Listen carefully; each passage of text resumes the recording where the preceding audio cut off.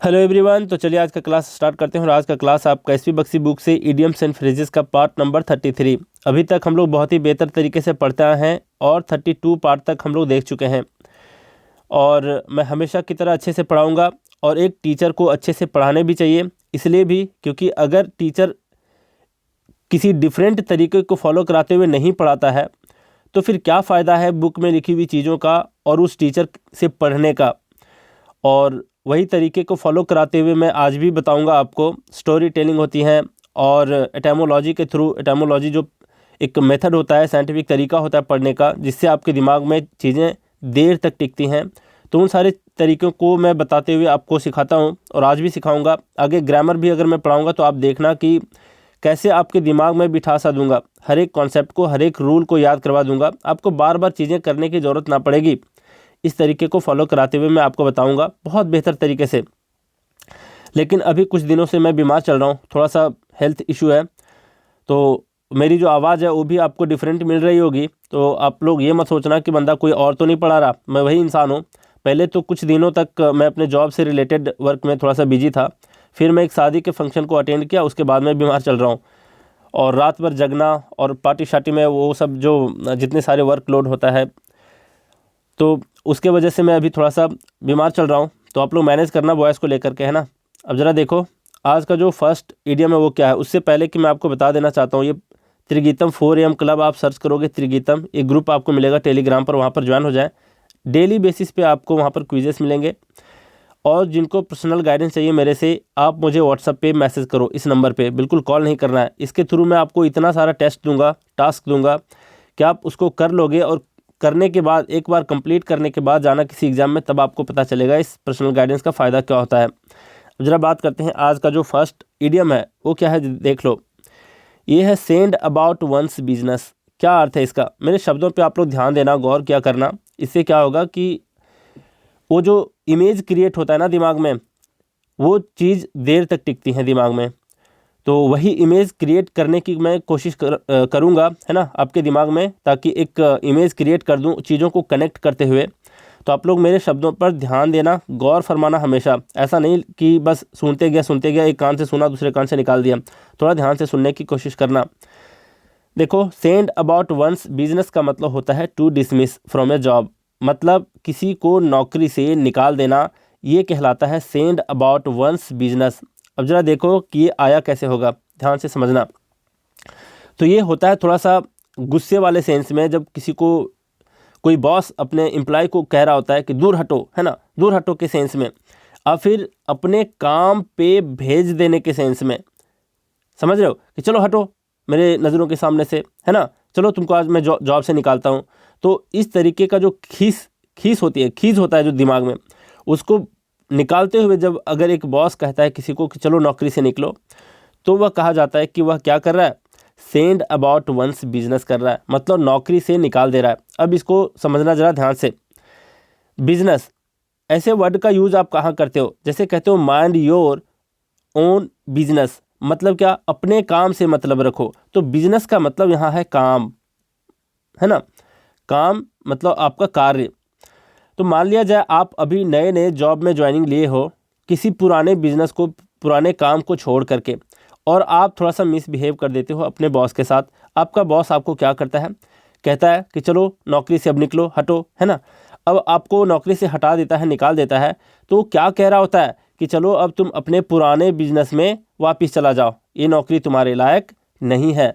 तो किसी को अपने बिजनेस में वापस दोबारा भेज देना, ये कहलाता है नौकरी से निकाल देना। मतलब करंट नौकरी से निकाल करके पुराने बिजनेस पे उसको वापस भेज देना, ये कहलाता है सेंड अबाउट वंस बिजनेस, है ना। तो ऑप्शन में ये भी रह सकता है कि किसी को अपने बिजनेस पर भेजना, नहीं, नौकरी से निकाल देना अगर ऑप्शन में है, टू डिसमिस कर देना, तो उसका सही सटीक ऑप्शन है। तो सेंड अबाउट वंस बिजनेस का मतलब क्या हुआ, नौकरी से निकाल देना किसी को, ठीक है। अब जरा देखो यहाँ पर क्या दिया है एग्जाम्पल। हीज एम्प्लॉयर, एम्प्लॉयर मतलब नौकरी देने वाला, Saint him about his business, उसे नौकरी से निकाल दिया। व्हेन ही बिहेव्ड इंसोलेंटली, जब वह बदतमीजी से पेश आया, है ना, बिहेव्ड का मतलब पेश आना, और फिर क्या कह सकते हैं इसको, व्यवहार करना, है ना, किस तरीके से, इंसोलेंटली का मतलब बदतमीजी से जब पेश आता है वो उसके बॉस के सामने, एम्प्लॉयर के सामने, तो उसे वह क्या करता है, नौकरी से निकाल देता है। Sent him about his business, उसको नौकरी से निकाल देता है और पुराने बिजनेस में भेज देता है। लेकिन ऑप्शन में अगर रहे कि पुराने बिजनेस में भेज देना या फिर नौकरी से निकाल देना, तो आपको नौकरी से निकाल देने के ऑप्शन पर टिक लगाने हैं, ठीक। लेकिन कैसे ये ओरिजिन हुआ है ये मैं आपको बता चुका हूँ अभी। अब जरा बात करते हैं नेक्स्ट के बारे में। देखो क्या है नेक्स्ट, स्टैंड वंस ग्राउंड, इसका मतलब होता है टू रिमेन फर्म, मतलब अपने ग्राउंड पे जमे रहना, है ना। मतलब पीठ दिखाकर नहीं भागना, क्या करना, जमे रहना, डटे रहना, ये कहलाता है स्टैंड वंस ग्राउंड। अब जरा देखो कैसे है, ये कैसे आया होगा। तो अपने ग्राउंड पर स्टैंड रहना, खड़े रहना, जमे रहना, ये तो साफ साफ है कि इसी से रिफ्लेक्ट हो रहा है इसका मीनिंग भी, कि फर्म रहना, अपने जमी पे अड़े रहना, है ना। तो ये कहलाता है क्या, स्टैंड वंस ग्राउंड, मतलब पीठ दिखाकर नहीं भागना, अपने ग्राउंड पर जमे रहना, डटे रहना, ये कहलाता है स्टैंड वंस ग्राउंड।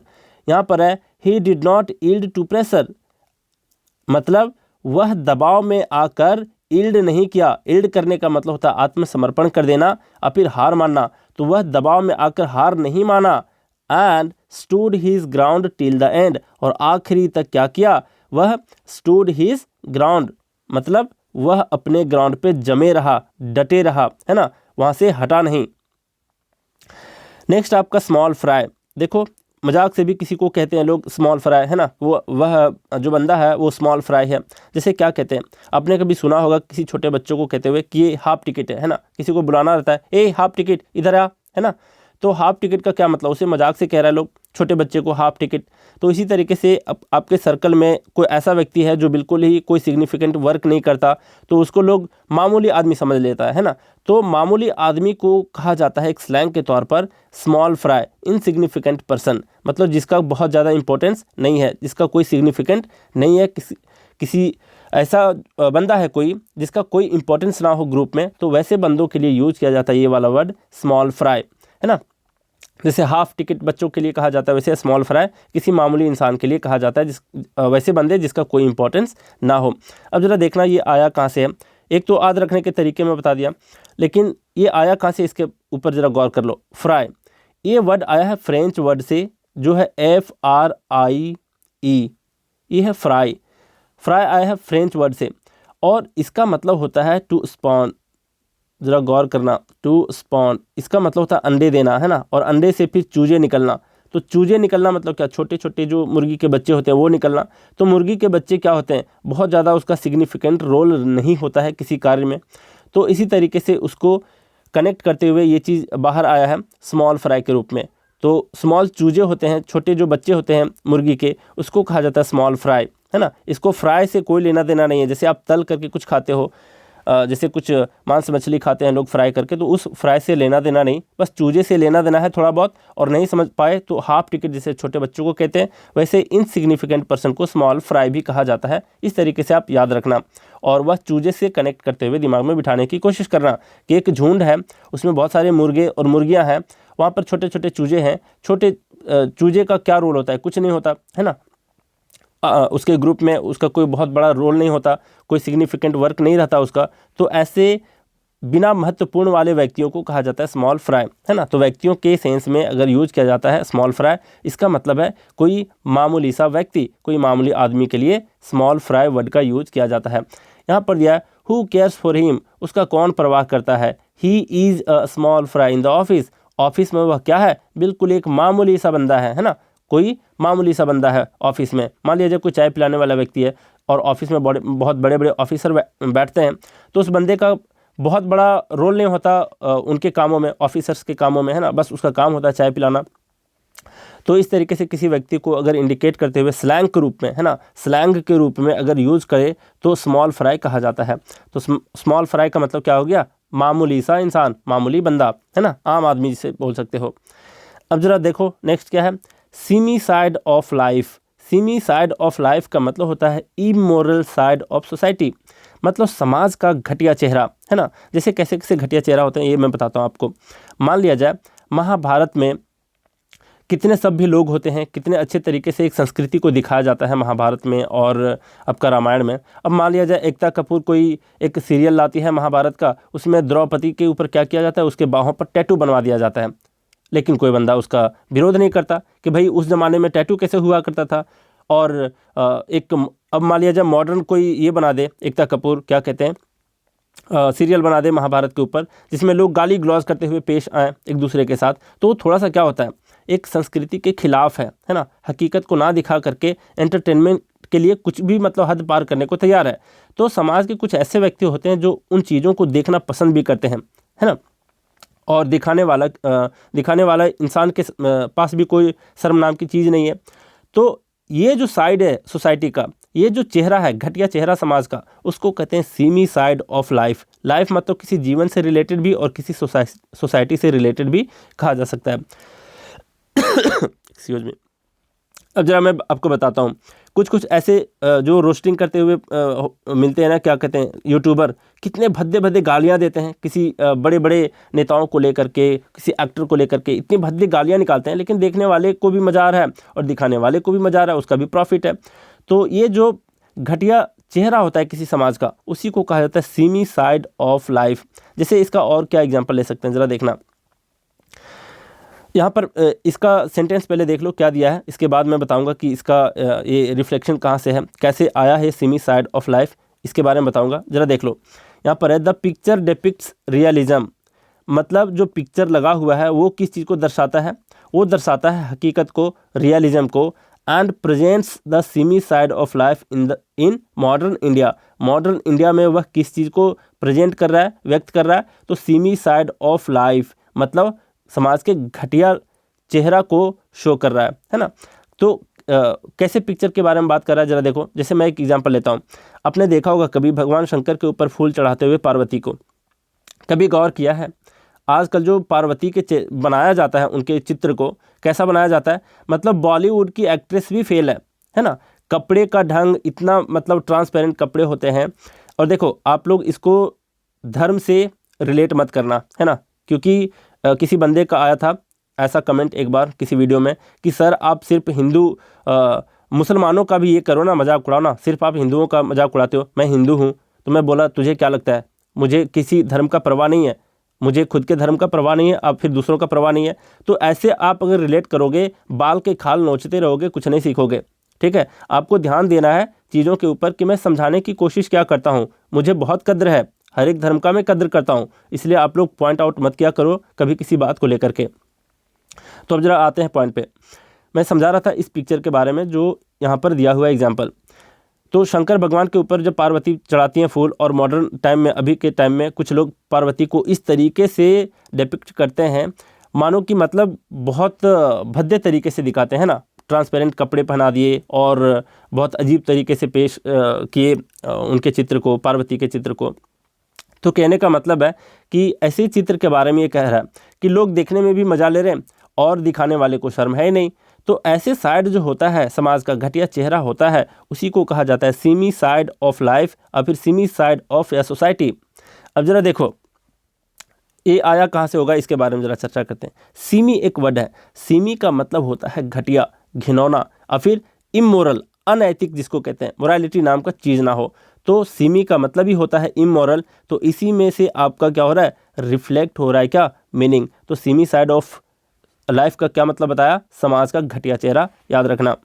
नेक्स्ट आपका सो वाइल्ड ओट्स, क्या अर्थ है इसका। सो वाइल्ड ओट्स का मतलब होता है इररिस्पॉन्सिबल प्लेजर सीकिंग। मतलब क्या, इसका मतलब आप समझ सकते हो कि अय्याशी करना, है ना, अय्याशी करना ये कहलाता है आपका क्या, सो वाइल्ड ओट्स। मतलब इररिस्पॉन्सिबल तरीके से क्या करना, प्लेजर सीकिंग करना, आनंद ढूंढने की कोशिश करना। तो मैं बताता हूँ, अय्याशी करने का मतलब होता है बेवजह काम वासनाओं के पीछे खर्च करना, है ना। क्या होता है कि एक लड़की के चक्कर में एक बंदा ऐसा भी होता है कि कॉस्टली सा बाइक खरीद लेगा, है ना, बाप से उसको, अपने बाप को क्या करेगा, ब्लैकमेल करके आईफोन खरीदेगा और अपनी बंदी को गिफ्ट करेगा, है ना। और तो और 10-12 लड़कियों के साथ उसका अनफेयर रिलेशनशिप में भी रहता हो, है ना। और बच्चे भी नाजायज़ तरीके से पैदा कर देते हैं। अब आप कहोगे सर ऐसे वर्ड का इस्तेमाल क्यों कर रहे हो, इसकी ज़रूरत है। क्यों ज़रूरत है ये मैं बताऊँगा आपको। तो जो क्या कहते हैं अनैतिक तरीके से या फिर इसको कह सकते हो कि नाजायज़ तरीके से बहुत लड़कियों के साथ अफेयर होना और बच्चे भी पैदा कर देना, है ना। तो ये जो तरीका होता है प्लेजर सीकिंग का, है ना, इररिस्पॉन्सिबल तरीके से, कोई रिस्पॉन्सिबिलिटी नाम की चीज़ नहीं उसके पास, है ना। तो बेवजह काम वासनाओं में लिप्त रहना, ये कहलाता है आपका क्या, सो वाइल्ड ओट्स। एक शब्द में कहा जाए, कैसे याद रखोगे इसका मीनिंग, सो वाइल्ड ओट्स का मीनिंग, तो इसका मतलब होता है अय्याशी करना। अब जरा देखो ये आया कहाँ से है, जो मैं बच्चे पैदा करने की जो बात कहा उसी से रिलेट करने की कोशिश करना। जरा देखो, सो का मतलब होता है क्या है, तो बोना, है ना। बोना का मतलब क्या है, बोना नहीं बोल रहा हूँ, बोना, है ना, किसी फसल को बोना, तो बोते हैं लोग फसलों को। वाइल्ड ओट्स एक ऐसा पौधा होता है जो कभी भी फ्रूट्स नहीं देता, वो फ्रूटलेस होता है। उसको कहीं भी आप छिड़क दो, वो जन्म जाएगा, जन्म लेने के बाद क्या करेगा, वो कभी भी फ्रूट आपको नहीं देगा। बस जो घास पतवार होते हैं ना, जिसका कोई यूज़ ना हो, ना जानवर खाता हो, ना उसका कोई फ्रूट हो, तो ऐसे ही उसी पौधे को कहा जाता है वाइल्ड ओट्स। और वैसे ओट्स को अगर कोई किसान बोते चले बिना फ्रूट का, तो क्या हो रहा है, वो एक तरीके से अपना टाइम वेस्ट कर रहा है ना। और बोने का मज़ा ले रहा है सिर्फ, मतलब उस पौधे को बोने का मज़ा ले रहा है एक किसान, लेकिन उससे फ़ायदा उसको कुछ होना नहीं है ना। तो यही बात यहाँ भी है कि कोई ऐसा बंदा हो जो अय्याशी करे, बेवजह के काम वासनाओं के पीछे लिप्त रहे, खर्च करे, है ना। तो ऐसे ही जो इररिस्पॉन्सिबल प्लेजर सीकिंग होता है, अय्याशी करना होता है, इसी को कहते हैं सो वाइल्ड ओट्स, है ना। अब जरा देखो यहाँ पर क्या दिया है एग्जाम्पल में, after sowing his wild oats, मतलब वो अय्याशी करने के बाद, है ना। शोइंग हीज वाइल्ड ओट्स का मतलब अपने अय्याशी करने के बाद, Ram has decided to stick to the straight and narrow path in future. Ram को जब एहसास हो गया होगा, राम नाम का कोई बंदा है, उसको एहसास हो गया होगा कि क्या, कि उसको स्टिक रहना चाहिए, चिपके रहना चाहिए, है ना, किस चीज़ से, to the straight and narrow path in future, भविष्य में स्ट्रेट एंड नैरो पाथ से स्टिक रहना चाहिए, चिपके रहना चाहिए, और ये सारी चीज़ों को छोड़ देना चाहिए, सोइंग ओल्ड वाइड्स को छोड़ देना चाहिए, ये कहने का मतलब है। अब यहाँ पे समस्या क्रिएट होता है कि इस फ्रेज का क्या अर्थ है। यहाँ पर दिया है stick to the straight and narrow path, क्या अर्थ होता है इसका, तो जरा देखो, स्ट्रेट एंड नैरो एक फ्रेज है जिसका मीनिंग होता है क्या, ऑनेस्ट एंड मोरल तरीके से जीना। तो वो पुराने चीज़ों को अय्याशी करने को छोड़ चुका है, डिसाइड किया है छोड़ने का, और क्या किया है, अब डिसाइड किया है कि वह क्या, किस चीज़ को फॉलो करेगा फ्यूचर में, स्ट्रेट एंड नैरो पाथ को, मतलब ऑनेस्ट एंड मोरालिटी तरीके से जीने को क्या करेगा, फॉलो करेगा। तो स्ट्रेट एंड नैरो एक डिफरेंट फ्रेज है जिसका मीनिंग होता है ऑनेस्ट एंड मोरल तरीके से जीना, है ना। अब जरा बात करते हैं नेक्स्ट के बारे में, देखो क्या है। 6th नंबर है आपका spill the beans. Spill the beans का मतलब होता है टू गिव इंफॉर्मेशन। मतलब क्या हुआ इसका, इसका मीनिंग होता है किसी का भेद खोल देना, है ना, किसी का भेद खोलना और फिर किसी राज को उजागर कर देना, लेकिन अनजाने तरीके से, ये कहलाता है आपका स्पील द बीन्स। अब ये आया कहाँ से है, जरा इसके बारे में ध्यान देना। तो इसका ओरिजिन हुआ है एंशिएंट ग्रीस से, है ना, एंशिएंट ग्रीस से हुआ है। यहाँ पर हुआ क्या करता था कि जब भी कोई प्राइम मिनिस्टर या प्रेसिडेंट का चुनाव होना होता था और दो व्यक्ति उस चुनाव में खड़े हैं, मतलब दो उसमें क्या कर रहे हैं, पार्टिसिपेंट हैं, मतलब दो लोग खड़े हो रहे हैं उस चुनाव में, और लोगों को क्या करना होता था, MP MLA को क्या करना होता था, उनको चुनना होता था। तो लोग क्या करते थे, जिनको चुनते थे, मान लिया जाए कुछ बंदे ने चुना ये नाम के व्यक्ति को और कुछ ने चुना B को, एक का जो अभी जो हम लोग क्या करते हैं, अभी एक चुनाव चिन्ह होता है, उसी तरीके से उस टाइम एंशिएंट टाइम में, एंशिएंट ग्रीस में क्या होता था कि एक को दे दिया जाता था कि वाइट बीन्स रहेगा आपके पक्ष में, है ना, वाइट बीन्स, और यहाँ पर रहता था कि ब्लैक बीन्स, है ना, और दोनों को काउंट कर लिया जाता था, और जिसके पक्ष में ज़्यादा आता था बीन्स, तो वो क्या होता था, बन जाता था प्राइम मिनिस्टर। अब यहाँ पर होता क्या है, एक बार ऐसी घटनाएं घटती हैं, होता क्या है कि एक जार को लिया जाता है ना, इस चुनाव का प्रक्रिया ये होता है कि इस जार को लिया जाता है और इस जार में डाला जाता है बीन्स को, वाइट और ब्लैक बीन्स को, ठीक। अब यहाँ पर एक बार घटना घटती है कि जार लेकर के एक बंदा जा रहा होता है और जार उसके हाथ से फिसल करके गिर जाता है, अनजाने में गिर जाता है। उसके बाद लोग देख लेते हैं कि किसके पक्ष में ज़्यादा है, वाइट वाला ज़्यादा है या ब्लैक वाला ज़्यादा है, तो देखने से भी एक अंदाज़ा लग जाता है ना, तो राज खुल जाता है। मतलब जो काउंटिंग होना था उसके पहले ही राज खुल गया, है ना। तो इस तरीके के जो ईडियम है, यहीं से आपका ये ईडियम चला आ रहा है। तो अनजाने से अगर किसी का भेद कोई खोल देता है और फिर किसी राज को उजागर कर देता है अनजाने में, तो वो कहलाता है स्पील द बीन्स। स्पील का मतलब होता है क्या? तो देखो, स्पील का मतलब आपका होता है क्या कह सकते हो इसको गिर जाना, है ना, गिर जाना और फिर फैल जाना। तो देखो गिर करके फैल गया है ये, है ना। तो बीन्स का गिरना और फैल जाना और लोगों के सामने ये चीज़ उजागर हो जाना कि किसके पक्ष में आया होगा ये वोट, है ना। तो यहीं से इसका ओरिजिन हुआ है ग्रीस, एंशियंट ग्रीस से। तो स्पील द बीन्स का मतलब क्या हुआ, फिर से एक बार देख लो। टू गिव इंफॉर्मेशन मतलब क्या, किसी का भेद खोल देना और फिर किसी राज का उजागर कर देना अनजाने में, है ना, इन्फॉर्मेशन दे जाना किसी के बारे में। तो ये कहलाता है आपका स्पील द बीन्स, याद रखना। इसको थोड़ा सा ट्विस्ट करके और भी एग्जाम्पल बना सकता है ना, राज खोलने के सेंस में, भेद खोलने के सेंस में, टू गिव इन्फॉर्मेशन के सेंस में। अब जरा बात करते हैं इसके एग्जाम्पल के। Continuous interrogation finally made the man spill the beans and the disaster was averted. क्या कहने का मतलब है कि कंटिन्यूअसली जो बार बार उसको इंट्रोगेशन किया जा रहा है, बार बार जो उससे सवालात किए जा रहे हैं, तो फाइनली होता क्या है, सवाल करने के बाद वैसे होते हैं ना पुलिस लोग, क्या करते हैं, बहुत अजीब अजीब तरीके अपनाते हैं और इंट्रोगेशन करते हैं, क्वेश्चन पूछते हैं, है ना, किसी अपराधी से। और क्या होता है फाइनली, उसका क्या रिजल्ट होता है कि made the man spill the beans, उस इंसान से भेद खुलवा लिया जाता है आखिरकार। And the disaster was averted, और जो डिसास्टर होना था, जो आप क्या कहते हैं विपत्ति होनी थी, उसको टाला जा सका, बचा लिया जा सका, है ना। अवर्ट का मतलब होता है क्या, बचा लेना और फिर टाल देना। तो इसका मीनिंग समझ गया। स्पील द बीन्स का मतलब किसी को इन्फॉर्मेशन दे जाना और फिर किसी का भेद खोल देना, किसी राज का उजागर कर देना अनजाने में। अब जरा देखो नेक्स्ट क्या है आपका, नेक्स्ट है आपका स्टॉकिंग हॉर्स। क्या इसका मतलब है, जरा देखो। अ स्टॉकिंग हॉर्स का मतलब होता है प्रिटेंस। प्रिटेंस का मतलब बहाना, बहाना मतलब पानी बहाना नहीं, है ना, मतलब बहाने बनाना। तो अ स्टॉकिंग हॉर्स का मतलब होता है आपका बहाना, और फिर धोखे देने के सेंस में जो बहाने बनाए जाते हैं उसको कहा जाता है अ स्टॉकिंग हॉर्स। आप इसको विकीपीडिया पे चेक कर सकते हो। तो यहाँ पर क्या है, किसके सेंस में आया, सबसे पहली बात समझो कि ये आया कैसे होगा। तो यहाँ पर स्टॉकिंग एक वर्ड, स्टॉकिंग का मतलब होता है क्या, स्टॉकिंग का मतलब होता है किसी का पीछा करना।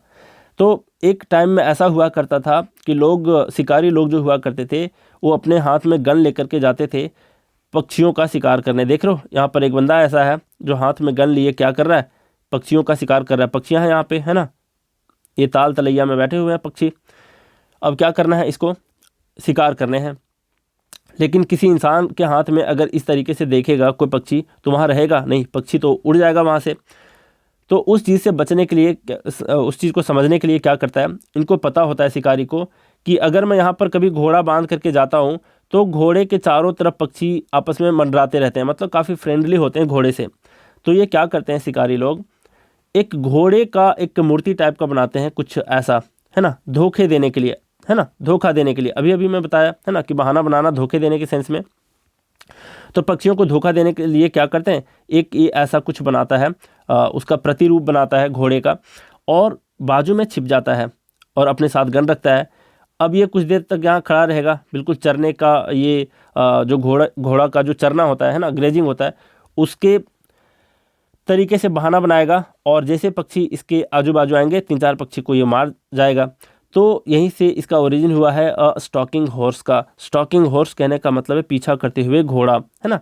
तो इसका मतलब क्या हुआ, अ स्टॉकिंग हॉर्स का प्रिटेंस मतलब बहाना, धोखे देने के सेंस में। अब जरा देखो यहाँ पर दिया है एग्जाम्पल में, the trade unions seemingly rightful demand, मतलब जो ट्रेड यूनियन है, द ट्रेड यूनियन हैज़, है ना, यहाँ पर एपोस्ट्रोफ एस का मतलब हैज़ सिमिंगली राइटफुल डिमांड, मतलब उसके जो सही प्रतीत होते हुए जो डिमांड है वह क्या है, is only a stalking horse, सिर्फ और सिर्फ स्टॉकिंग हॉर्स है, मतलब सिर्फ और सिर्फ बहाना है, किस क्या करने के लिए, to blackmail the management, management को बहाना, मैनेजमेंट को ब्लैकमेल करने के लिए सिर्फ और सिर्फ क्या है, स्टॉकिंग हॉर्स है, बहाना है और कुछ नहीं है। अब जरा देखो नेक्स्ट आपका 8 नंबर क्या कह रहा है, ये है टर्न द टेबल्स। क्या मतलब हुआ इसका? टर्न द टेबल्स का क्या मतलब है? टर्न द टेबल्स का मतलब होता है टू रिवर्स द कंडीशन। मतलब इसका क्या हुआ, जिसको हिंदी में कहते हैं पासा पलट देना, है ना। पासा पलट देना का क्या अर्थ होता है, हिंदी मुहावरे का मीनिंग होता क्या है? तो स्थिति को बिल्कुल उलट करके रख देना, ये कहलाता है टर्न द टेबल्स। मान लिया जाए दो टीम के बीच मैच हो रहा है ना, और एक टीम हारने वाली हो और एक बॉलर वहाँ पर बैटिंग कर रहा हो और किसी को उम्मीद ना हो कि ये कभी चौके छक्के मार सके, है ना। और एक बंदा ऐसा भी आता है जो चौके छक्के मार जाता है, बॉलर होता है और गेम को बिल्कुल चेंज कर देता है ना, अपने फेवर में ले आता है। तो इस तरीके का जो फेवर होता है आखिरी पल पे, जो कंडीशन को रिवर्स कर देना होता है, पासा को पलट देना होता है, स्थिति को बिल्कुल उलट कर रख देना होता है, इसी को कहते हैं टर्न द टेबल्स। ठीक, अब जरा देखो ये आया कहाँ से, इसके बारे में जरा बात करते हैं। तो ये आया है गेम से, जो टेबल पे गेम हुआ करता था और यहाँ पर पासे फेंके जाते थे और किस तरीके से गेम हारा हुआ गेम को अपने फेवर में ये कर देना, रिवर्स कर देना, है ना। तो उसी गेम से ये आया हुआ है। ज़रा देखो यहाँ पर मान लिया जाए एक बार इसने फेंका, ऊपर में क्या आया, 2 डॉट आया, है ना। ये डाइस है, डाइस का मतलब क्या, पासा है ना। अब दोबारा क्या करता है, ये बंदा यहाँ से फेंकता है। अब देखो ये 6 वाला जो है ये बिल्कुल पलटने वाला है ना। तो इसी को बोला जाता है क्या, पासे को पलट देना, मतलब गेम को अपनी स्थिति में ले आना, है ना। मतलब स्थिति को बिल्कुल उलट करके रख देना, हारा हुआ चीज़ को अपने फेवर में कर लेना, पासा पलट देना कहलाता है। और फिर टर्न द टेबल्स कहलाता है। आप टेबल्स को टर्न नहीं कर सकते। टेबल्स को टर्न करने का सेंस ये है कि टेबल के चारों ओर जो व्यक्ति हैं उससे इसका सेंस होता है। मतलब सारे व्यक्ति को लगता है कि ये बंदा हारने वाला है, लेकिन लास्ट आखिरी पल में कुछ ऐसा कर देता है जो सारे लोग इसके फेवर में तालियां बजाना स्टार्ट कर देते हैं। उसी का मतलब है टर्न द टेबल्स, है ना। तो इसका मतलब क्या होता है, टू रिवर्स द कंडीशन। मतलब क्या, पासा पलट देना, स्थिति को बिल्कुल उलट करके रख देना, ये कहलाता है टर्न द टेबल्स। यहाँ पर है a batsman often turns the table on the opposite team. मतलब अपोजिट टीम के ऊपर क्या करता है एक बैट्समैन, अक्सर ऐसा होता है कि टर्न्स द टेबल कर देता है, मतलब पासे को पलट देता है, बिल्कुल स्थिति को उलट करके रख देता है, बाय हिज गुड बैटिंग, अपने अच्छे बैटिंग से। ठीक, तो समझ गए कि टर्न द टेबल्स का मतलब होता है क्या, पासा पलट देना। नेक्स्ट है क्या आपका 9th नंबर, देख लो यहाँ पर है टर्न अप वंस नोज। क्या मतलब है, इसका मतलब होता है to take lightly with contempt. Contempt का मतलब होता है तिरस्कार की भावना से, है ना, मतलब रिफ्यूज करने की भावना से, रिजेक्ट करने की भावना से। तो टर्न अप वंस नोज का मतलब होता है क्या है, इसका मतलब होता है नाक सिकोड़ना, है ना। टर्न अप का मतलब बिल्कुल नाक को ऊपर करना, सिकोड़ने के सेंस में, है ना, सिकोड़ने। तो कोई व्यक्ति अगर अपने नाक को सिकोड़ रहा है, इसका क्या मतलब होता है कि आप उसे कोई चीज़ ऑफर कर रहे हो, है ना, कुछ खाने को ऑफर कर रहे हो और बिल्कुल नाक सिकोड़ ले। कोई बच्चा भी ऐसा होता है ना, बिल्कुल नाक सिकोड़ करके आपके सामने से चला जाएगा, बोलेगा नहीं खाना मुझे ये सब, है ना, कि मुझे ये नहीं पसंद, मुझे वो नहीं पसंद। तो इस तरीके का जो रेफ्यूजल होता है, रिफ्यूज करना होता है, रिजेक्ट करना होता है, उसको ही कहा जाता है क्या, टर्न अप वंस नोज, है ना। तो आप इसको याद रखना कि नाक सिकोड़ना, और नाक सिकोड़ने का भी सेंस होता है रिफ्यूज करने से, रिजेक्ट करने से। तो यहाँ पर है to take lightly with contempt, मतलब हल्के में लेना और बिल्कुल तिरस्कार की भावना से लेना।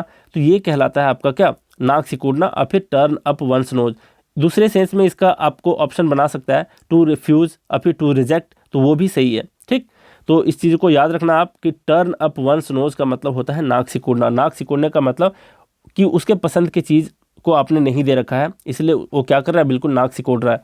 तो नाक सिकोड़ने का सेंस आपको पता चल गया होगा क्या होता है। यहाँ पर क्या दिया है, जरा देखो यहाँ पर है Meena has failed twice in her class. Meena अपने क्लास में 2 बार फेल कर चुकी है, एंड 8, और फिर भी अभी तक भी she turns up her nose at my advice, और अब तक भी वो क्या कर रही है, मेरे एडवाइस को बिल्कुल लाइटली ले रही है, तिरस्कार के भावने से ले रही है ना, जैसे यहाँ पर मीनिंग दिया हुआ है। मतलब बिल्कुल नाक सिकोड़ रही है मेरे एडवाइस के ऊपर कि नहीं लेना मुझे तेरा एडवाइस, है ना, तुमसे मैं ज़्यादा जानती हूँ। तो इस सेंस में तो टर्न अप वंस नोज का मतलब होता है बिल्कुल नाक सिकोड़ना, to take lightly with contempt. अब जरा देख लो नेक्स्ट क्या है। नेक्स्ट आपका टर्न कोट। टर्न कोट का मतलब होता है ऐसा व्यक्ति, one who changes political affiliations. Affiliations का मतलब होता है संबंध। ठीक है, तो यहाँ पर क्या मीनिंग हुआ इसका, टर्न कोट का मीनिंग हो गया आपका कि जिसको कहते हैं दल बदल करने वाला व्यक्ति, है ना, दल बदल करने वाला नेता को कहा जाता है टर्न कोट। अब ये आया कहाँ से, इसके बारे में जरा बात करेंगे। तो देखो ये आता है आपका कुछ मिलिट्री ऑफिसर्स से। तो पुराने ज़माने में कई बार ऐसी घटनाएं घटी हैं कि जो मिलिट्री के ऑफिसर्स होते हैं वो अगेंस्ट वाले कंट्री में जा करके कहते हैं, उसके ऑफ़र को क्या करते हैं, स्वीकार कर लेते हैं और कहते हैं कि मुझे अपना कोट को टर्न करना है, मतलब बिल्कुल चेंज करना है। मतलब अपना जो उसका कोट होता है, यूनिफॉर्म होता है, उसको क्या करना, ऑफ़र मिलते ही बदल लेना, है ना। मतलब देशद्रोही का काम करना, है ना, बदल लेना, अपने दल के फेवर में बिल्कुल ना रहना, बिल्कुल रातों रात बदल लेना, पार्टी बदल लेना, दल बदल लेना। तो ऐसे व्यक्ति को कहा जाता है टर्न कोट। तो ये व्यक्तियों को ही कहा जाता है टर्न कोट। तो कहाँ से आया है, तो मिलिट्री ऑफिसर से आया है। रातों रात जो वे लोग क्या करते हैं, अपने देश को धोखा दे जाते हैं और बदल लेते हैं अपने दल को, तो वहीं से आया है। लेकिन यहाँ पर आप लोग जानते होंगे काफ़ी बार, खास करके बीजेपी वाले लोग हैं ना, मैं किसी पार्टी पॉलिटिक्स का फेवर कभी नहीं करता, मैं हमेशा न्यूट्रल रहता हूँ। जो गलत करता है गलत करता है। खास करके आप अमित शाह जानते हो, है ना, कितना बड़ा हॉर्स ट्रेडर है ना, हॉर्स ट्रेडर। अब आप लोग मुझे बताओगे कि हॉर्स ट्रेडर का मतलब क्या होता है, एग्जैक्ट मीनिंग, ठीक, मैं पूरा डिटेल नहीं बताऊंगा। तो अब यहाँ होता क्या है कि टर्न कोट का मतलब मैं बता रहा था कि ऐसा व्यक्ति जो बिल्कुल पॉलिटिकल अफिलिएशंस को क्या करे, चेंज कर दे, मतलब दल बदल करने वाले व्यक्ति को और नेता को कहा जाता है टर्न कोट, है ना। तो अमित शाह की बातें मैं इसलिए किया क्योंकि वे काफ़ी एक्सपर्ट हैं लोगों को बदलने में अपने फेवर में, है ना, रातों रात खरीदने में। और इसके लिए लॉ भी बना है, आप लोग जानते होंगे, लॉ जिसको कहते हैं एंटी डिफेक्शन लॉ, है ना, 1985 में मेरे विचार से राजीव गांधी जी लाए थे और धीरे धीरे उनमें भी कुछ संशोधन हुआ है। तो उसमें क्या है आपको थोड़ा सा बता ही देता हूँ, आप लोग जीके तो पढ़ते ही होंगे। क्या मैं कह रहा था, एंटी डिफेक्शन लॉ, है ना, एंटी डिफेक्शन लॉ, ये आपका आता है शेड्यूल नंबर कितना में, 10th में, 10th शेड्यूल में इसका जिक्र किया गया है। इसमें क्या होता है कि अगर एक व्यक्ति फिर किसी पार्टी में मान लिया जाए 20 व्यक्ति, 30 व्यक्ति हैं मान लो, ठीक है, 30 व्यक्ति है और मान लिया जाए 3-4 लोग चाहें कि जीतने के बाद, आज मतलब चुनाव का ये रिजल्ट आया है, 3-4 व्यक्ति इस पार्टी के चाहेंगे, मान लिया जाए कांग्रेस के हैं और ये बीजेपी है, और 3-4 लोग चाहेंगे कि मैं रातों रात बीजेपी में चला जाऊं कुछ पैसे लेकर के, तो इन पर कानूनी कार्रवाई की जाएगी। हो सकता है इनको डिसक्वालीफाई कर दिया जाए चुनाव लड़ने से। लेकिन इसमें भी कुछ दाग छोड़ दिए गए हैं इस लॉ में। क्या दाग है कि अगर 2/3 व्यक्ति मतलब मेजोरिटी हो गया एक तरह से, मतलब इसको देखो 30 का 2/3 करोगे कितना हो गया, मतलब 20% अगर एक पार्टी से छोड़ करके दूसरे पार्टी में जा मिलते हैं तो कुछ भी नहीं कहा जा सकता, है ना, कुछ भी नहीं कहा सकता, मतलब उन पर कोई कार्रवाई नहीं की जाएगी। बात समझ रहे हो।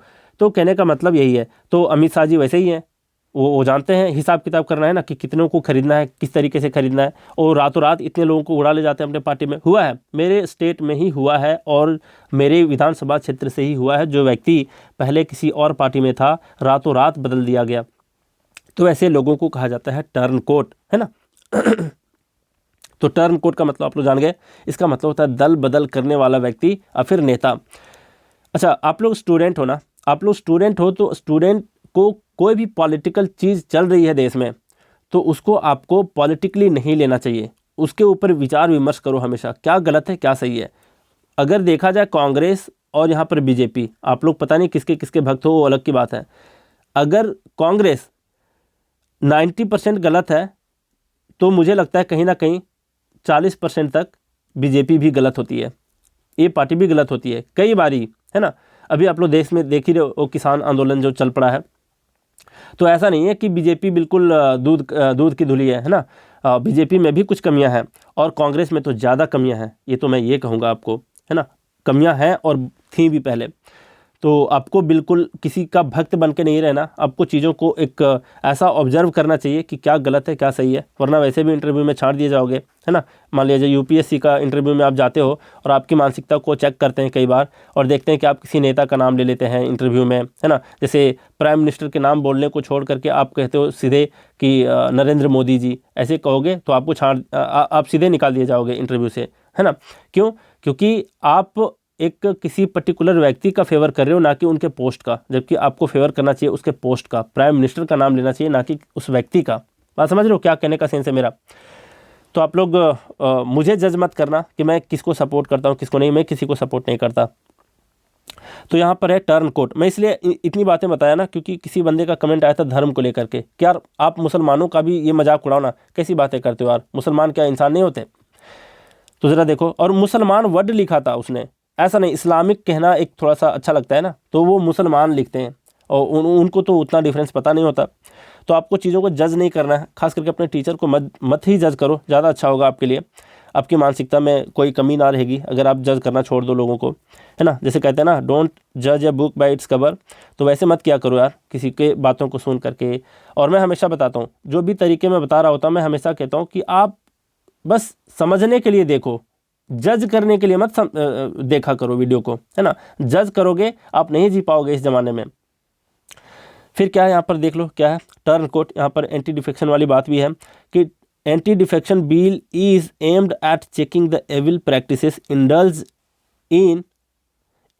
इन by turncoats. Turncoats का मतलब दल बदल करने वाले व्यक्ति। यहाँ पर दिया है कि एंटी डिफेक्शन का जो बिल लाया गया वो उसका एम क्या रखा गया है, चेक करना। चेक करने का मतलब होता है रोकना, है ना। चेक टू चेक का मतलब होता है रोकना, और चेक मतलब चेक भी करना, है ना, रोकना भी इसका मीनिंग होता है। तो एविल प्रैक्टिसेस को रोकने के लिए एम किया गया है एंटी डिफेक्शन बिल को ला करके इंडल्ज्ड इन, जो इंडल्ज होते हैं एविल प्रैक्टिसेस का, किसके द्वारा, टर्न कोट्स के द्वारा, मतलब दल बदल करने वाले व्यक्तियों के द्वारा, उसके बारे में ये बात कह रहा है। तो ज़रा देखो नेक्स्ट क्या है आपका, टर्न कोड का मीनिंग समझ गए। इसका मतलब क्या हुआ कि एंटी डिफेक्शन बिल जो लाया गया उसका एम है क्या करना, रोक लगाना, किसके ऊपर, एविल प्रैक्टिसेस जो लोग करते हैं, टर्न कोड्स लोग जो करते हैं, मतलब जो दल बदल वाले जो व्यक्ति हैं, वे लोग जो एविल प्रैक्टिसेस करते हैं उसको रोक लगाने का प्रयास किया जा रहा है, किसके द्वारा, एंटी डिफेक्शन बिल के द्वारा, है ना। नेक्स्ट क्या है देखो 11 नंबर, यहाँ पर है टेक अप द कजल्स। क्या मतलब है, यहाँ पर है टेक अप द कजल्स का मतलब टू सपोर्ट और डिफेंड। क्या अर्थ है इसका, तो इसका मतलब होता है आपका सपोर्ट करना, है ना, सपोर्ट करना, फिर किसी का डिफेंड करना, मतलब किसी को समर्थन देना, और फिर किसी का बचाव करना, ये कहलाता है टेक अप द कजल्स। अब जरा समझेंगे कि ये आया कहाँ से होगा। देखो टर्न कोट वाला मैं बता दिया ना कि ये आया है मिलिट्री सर्विसेज से। कुछ ऑफिसर्स ऐसे थे जो रातों रात बदल लेते थे, है ना, देशद्रोही बन जाते थे खास करके, और अपने यूनिफॉर्म को बदल लेते थे, तो वहीं से आया है टर्न कोट का नाम।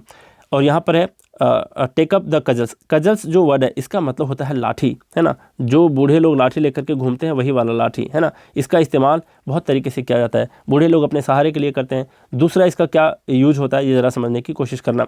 तो जो लाठी है यहाँ पर है टेकअप द लाठी, है ना। टेकअप द लाठी का क्या मतलब है, कजल जो है, लाठी जो है, ये इंडिकेट कर रहा है वेपन को। वेपन मतलब क्या, हथियार को।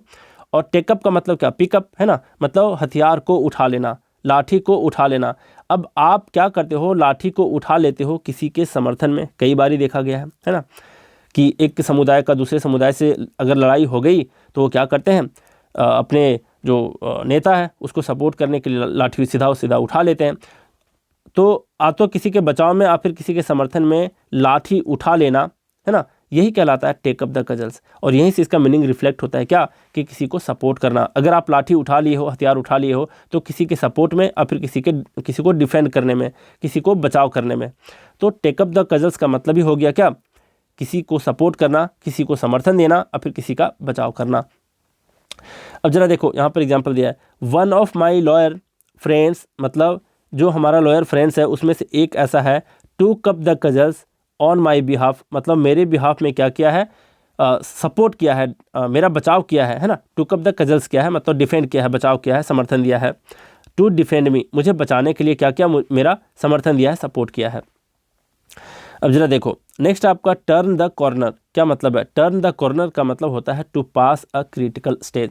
क्रिटिकल का मतलब क्या होता है, क्रिटिकल का मतलब, क्रिटिकल स्टेज का मतलब होता है संकटपूर्ण स्थिति, है ना। क्रिटिकल का मतलब संकटपूर्ण, तो संकटपूर्ण स्थिति से गुजर जाना, है ना, मुसीबत के दिन को पार कर लेना, ये कहलाता है टर्न द कॉर्नर, ठीक, to pass a critical stage. अब फिर दूसरे सेंस में लिया जाता है कि बीमारी से निजात पाकर अच्छा हो जाना, ये कहलाता है आपका टर्न द कॉर्नर, मतलब मुसीबत के वक्त को गुजार लेना, ये कहलाता है टर्न द कॉर्नर। ये आया कहाँ से है, ये ज़रा आप ध्यान देना, समझने की कोशिश करना। पहले मैं एक चीज़ समझाने की कोशिश करता हूँ कि देखो एक रोड होता है ऐसे, है ना, यहाँ से ये रोड ऐसे मुड़ जाता है, और यहाँ पर कॉर्नर है आपका, है है ना, यहाँ पर ये कॉर्नर है।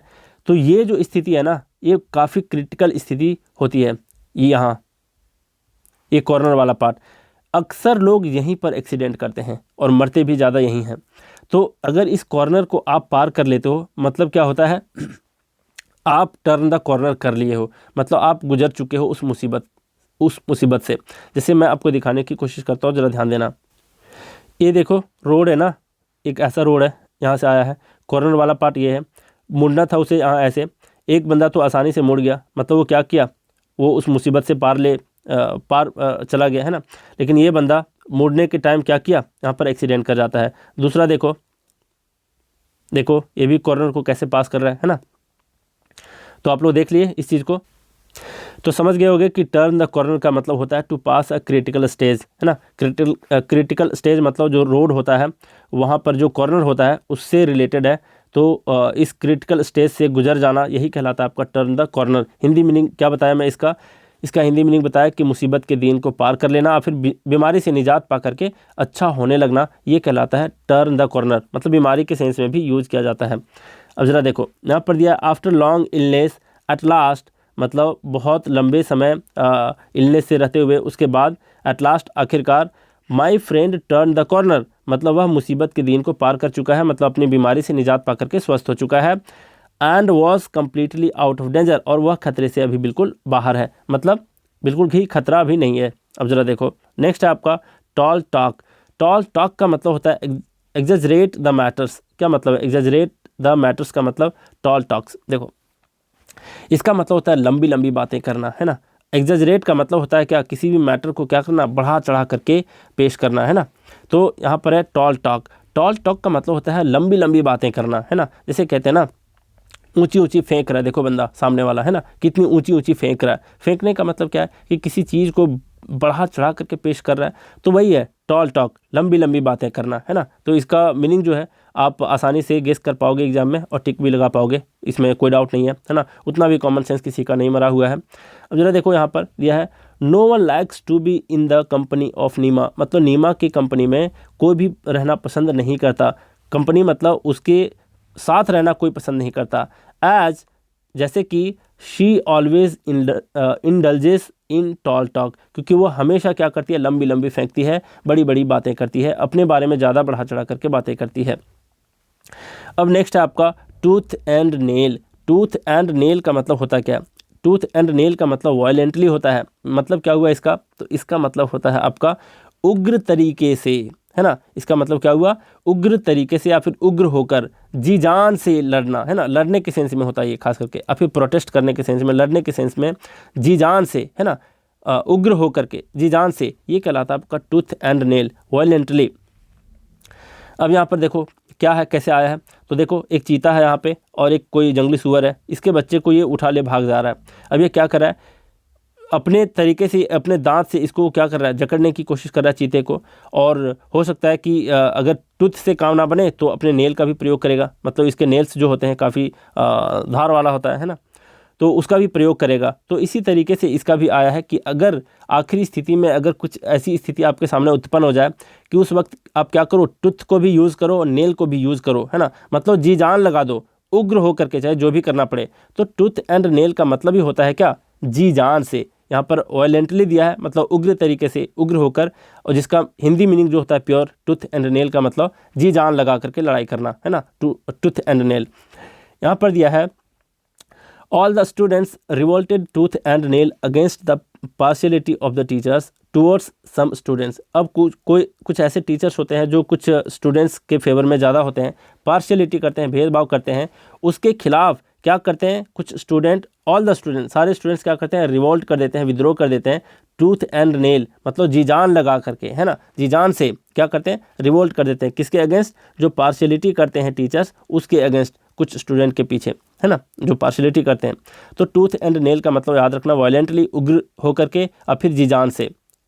नेक्स्ट है आपका, देखो क्या है, आखिरी नंबर है आज का, थ्रो इन अ टॉवेल। क्या मतलब है इसका, थ्रो इन अ टॉवेल का मतलब होता है टू बी डिफीटेड। मतलब क्या, किसी मतलब हार जाना, है ना, और फिर हार मान लेना, आत्मसमर्पण कर देना, मतलब टू इल्ड भी कह सकते हो इसको। टू इल्ड का मतलब क्या, हार मान लेना, है ना, और फिर हार मान लेना, और फिर आत्मसमर्पण कर देना, इसका मतलब होता है। फिर टू गिव अप भी बोल सकते हो, यहाँ पर इसका कुछ भी दे सकता है इन तीनों में से ऑप्शन में। तो थ्रो इन या टॉवेल का मतलब होता है टू बी डिफीटेड, हार मान लेना, और फिर आत्मसमर्पण कर देना। अब ये जो है इसका ओरिजिन हुआ है आपका कहाँ से, तो इसका ओरिजिन हुआ आपका बॉक्सिंग से, है ना। बॉक्सिंग में क्या हुआ करता था कुछ ज़माने में, जैसे बॉक्सिंग में दो बंदे लड़ रहे होते हैं, एक बंदा जो है मतलब इसके फेवर में कुछ व्यक्ति क्या करते हैं, बेट लगाते हैं, है ना, पैसे लगाते हैं, कुछ इसके फेवर में पैसे लगाते हैं। और होता क्या है कि जब एक बंदा मान लो ये हारने वाला है, इससे ये हारने वाला है, ये बंदा हारने वाला है, इसके पक्ष में जितने भी लोग बेट लगाए हैं, पैसे लगाए हैं, वो क्या करते हैं, मान लो ये बंदा इससे हारने वाला है और हारने के टाइम इसके लोग देख रहे हैं कि ये बंदा हारने वाला है, तो इसके लोग क्या करते हैं, यहाँ पर टॉवेल फेंकना स्टार्ट कर देते हैं रिंग में, मतलब जहाँ लड़ाई होती है, मतलब बॉक्सिंग का जहाँ खेल होता है उसको रिंग कहते हैं। और रिंग के अंदर क्या करते हैं, इसके पक्ष वाले बंदे टॉवेल अपना अपना फेंकना स्टार्ट कर देते थे। और जैसे ही एक दो टॉवेल वहाँ पर गिरा तो जो रेफरी होता है, जो मैच कराने वाला होता है वहाँ, वो क्या करता है, गेम को स्टॉप कर देता है। क्यों, ये जानते हुए क्योंकि वहाँ रिवाज ऐसा चला रहता है कि अगर किसी व्यक्ति ने यहाँ पर टॉवेल फेंक दिया, मतलब क्या, इसका बंदा जो है वो हारने वाला है, मतलब इसको आत्मसमर्पण कर देना चाहिए, मारने मरने पे नहीं उतर आना चाहिए, है ना, काफ़ी इंजर्ड है और ये बिल्कुल हारने ही वाला है। तो इसके पक्ष में इसको बचाने के लिए ही खास करके, ताकि काफ़ी उग्र होता है बॉक्सर लोग, है ना, कई बार लोग तो जान भी ले लेते थे पहले ज़माने में।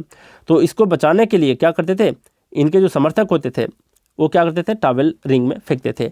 तो तभी से आया ये थ्रो इन या टॉवेल, एक तरह का इडियम बन गया और चलते चलते आ गया, जिसका मीनिंग क्या हो गया, हार मान लेना, और फिर क्या करना, आत्मसमर्पण कर देना। यहाँ पर एग्जाम्पल में, when the wrestler could not resist the opponent, जब अपने विरोधी को रेसिस्ट नहीं कर पाया रेसलर, रेसिस्ट मतलब उसको रोक नहीं पाया, he had to throw in a towel, मतलब उसे क्या करना पड़ा, आत्मसमर्पण कर देना पड़ा, हार मान लेना पड़ा, है ना। तो थ्रो इन अ टॉवेल का मतलब होता है टू बी डिफीटेड, हार मान लेना और फिर आत्मसमर्पण कर देना। तो मुझे नहीं लगता कि आपको दोबारा देखने की ज़रूरत पड़ेगी वीडियो को, लेकिन रिवीजन इज़ द की मंत्र ऑफ सक्सेस, तो आप एक दो बार फिर से कभी देख सकते हो इस वीडियो को। और हमेशा की तरह मैं रिकैप करवा देता हूँ कि क्या किसका मीनिंग है। और इस वीडियो को लाइक भी करना, आप लोग हो सके तो शेयर भी करना दोस्तों के बीच, है ना। और सपोर्ट करो, आप लोग ऐसे ही सपोर्ट करो। देखो मैं बीमार के हालत में भी हूँ, फिर भी मैं सोचा कि नहीं, बहुत दिनों से नहीं वीडियो बना पाया, तो मैं बना रहा हूँ। उसके बावजूद भी कोशिश करो अपने तरफ से भी, आप लोग सपोर्ट करो, लाइक तो ज़रूर देना आप लोग, है ना। देखो क्या है, फर्स्ट जो है ये है सेंड अबाउट वंस बिजनेस, इसका मतलब to dismiss from a job, और फिर टू डिसमिस जिसका मतलब होता है नौकरी से निकाल देना। नेक्स्ट स्टैंड वंस ग्राउंड, मतलब टू रिमेन फर्म, मतलब अपने ग्राउंड पे जमे रहना, बिल्कुल पीठ दिखाकर नहीं भागना, है ना, हार नहीं मानना, जिसको कहते हैं अड़े रहना, ये कहलाता है स्टैंड वंस ग्राउंड। नेक्स्ट आपका स्मॉल फ्राई, स्मॉल फ्राई का मतलब होता है इनसिग्निफिकेंट पर्सन, मतलब क्या, इसका मतलब मामूली आदमी। नेक्स्ट है सिमी साइड ऑफ लाइफ, मतलब इमोरल साइड ऑफ सोसाइटी, मतलब समाज का घटिया चेहरा, और सिमी का मतलब भी होता है घिनौना, घटिया, है ना, इमोरल, अनैतिक जिसको कहते हैं। नेक्स्ट है सो वाइल्ड ओट्स, सो वाइल्ड ओट्स का मतलब होता है इररिस्पॉन्सिबल प्लेजर सीकिंग, मतलब अय्यासी करना। नेक्स्ट है आपका क्या, 6 number, spill the beans, spill the beans का मतलब होता है टू गिव इन्फॉर्मेशन, मतलब क्या, किसी का भेद खोल देना और फिर किसी राज को उजागर कर देना, खास करके अनजाने में। नेक्स्ट क्या है आपका, देखो नेक्स्ट है अ स्टॉकिंग हॉर्स, स्टॉकिंग का मतलब होता है पीछा करना, अ स्टॉकिंग हॉर्स का मतलब होता है बहाना करना, बहाना बनाना, लेकिन धोखा देने के सेंस में बहाना करना, ये कहलाता है अ स्टॉकिंग हॉर्स। नेक्स्ट आपका क्या, 8 नंबर देख लो, ये है turn the tables, turn the tables का मतलब होता है टू रिवर्स द कंडीशन, मतलब पासा पलट कर रख देना, स्थिति को बिल्कुल उलट करके रख देना और मैच को अपने फेवर में कर लेना, ये कहलाता है टर्न द टेबल्स, मतलब स्थिति को पूरी तरीके से पलट देना। नेक्स्ट है टर्न अप वंस नोज, मतलब नाक सिकुड़ना, नाक सिकुड़ने का मतलब to take lightly with contempt, मतलब तिरस्कार की भावना से किसी चीज़ को बिल्कुल लाइटली लेना, है ना, मतलब क्या, रिफ्यूज कर देना, रिजेक्ट कर देना किसी ऑफर को। नेक्स्ट आपका टर्न कोट, टर्न कोट का मतलब one who changes political affiliations, मतलब क्या, दल बदल करने वाले व्यक्ति को कहते हैं टर्न कोट। कैसे आया बता चुका हूँ। नेक्स्ट है टेकअप द कजल्स, टेकअप द कजल्स का मतलब होता है टू सपोर्ट और डिफेंड, मतलब लाठी उठा लेना किसी के लिए, है ना, ये कहलाता है आपका क्या, टेकअप द कजल्स।